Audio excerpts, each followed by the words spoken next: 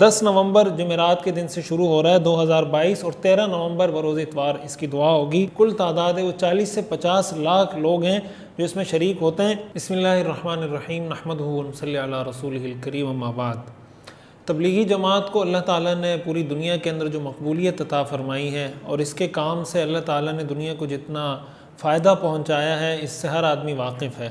اللہ تعالیٰ کا ہم پر بہت بڑا فضل و کرم اور اللہ تعالیٰ کا بہت بڑا احسان ہے کہ پاکستان تبلیغی جماعت کا ایک بہت بڑا مرکز دنیا میں سمجھا جاتا ہے۔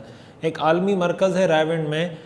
سالانہ اجتماع جو رائیونڈ کا ہوتا ہے تقریباً ہم میں سے ہر مسلمان اس سے واقف ہیں، اور اس اجتماع کے لیے جتنی محنت ہوتی ہے، جو اس کے لیے کمیٹیاں بنائی جاتی ہیں کہ 3 دن کا اجتماع ہمیں نظر آتا ہے لیکن اس کے پیچھے 3 4 مہینے کی محنت ہوتی ہے۔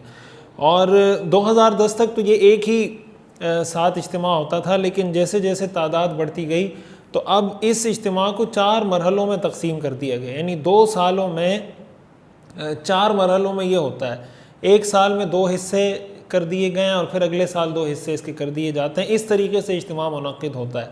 اس سال جو اجتماع منعقد ہو رہا ہے تو 3 نومبر بروز جمعرات 2022 3 نومبر سے شروع ہو رہا ہے اور اتوار کے دن 6 نومبر اتوار کو انشاءاللہ دعا ہوگی۔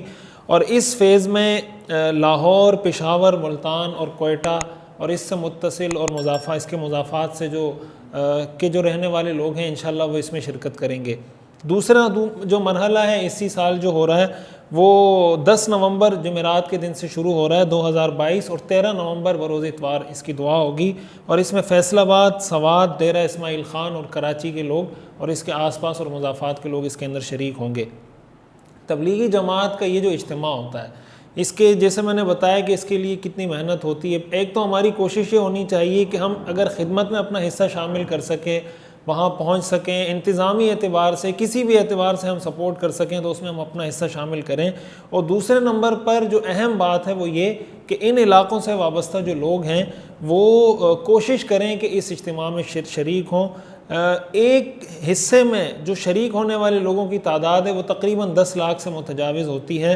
یوں اگر آپ اندازہ لگائیں تو تبلیغی اجتماع جو سالانہ اجتماع ہوتا ہے اس میں جو شرکت کرنے والے لوگوں کی کل تعداد ہے وہ 40 سے 50 لاکھ لوگ ہیں جو اس میں شریک ہوتے ہیں۔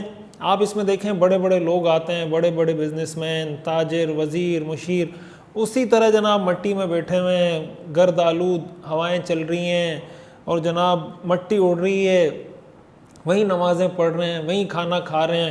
اتنے لاکھوں لوگ جس اجتماع میں جمع ہو جائیں، اللہ کا کوئی ایک مقبول بندہ اگر کسی ایک کی دعا بھی قبول ہو جائے اور ہماری آمین اس کی آمین کے ساتھ مل جائے تو اللہ تعالیٰ اس کی برکت سے ہم سب کی مغفرت فرما دے گا۔ پھر جو سب سے اہم بات ہے کہ اس کام کی برکت سے اللہ نے کتنے لوگوں کو ہدایت دی ہے۔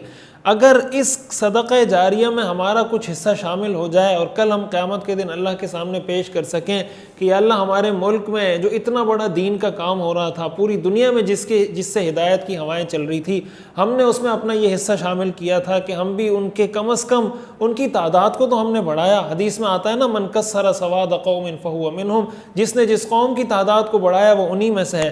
اس لیے ہماری یہ بنیادی کوشش ہونی چاہیے، ہماری یہ خواہش ہونی چاہیے، اپنی اولاد کو ہم یہ نصیحت کریں کہ ہم اس تبلیغی اجتماع کی خدمت کے لیے بھی اپنے آپ کو پیش کریں، اور اگر خدمت میں ہم نہیں جا سکتے تو کم از کم وہاں پہنچ کے بزرگوں کے بیانات سنیں، عمل کی نیت سے اس میں شریک ہوں، اور وہاں سے پتہ نہیں کتنی ہزاروں جماعتیں نکلتی ہیں۔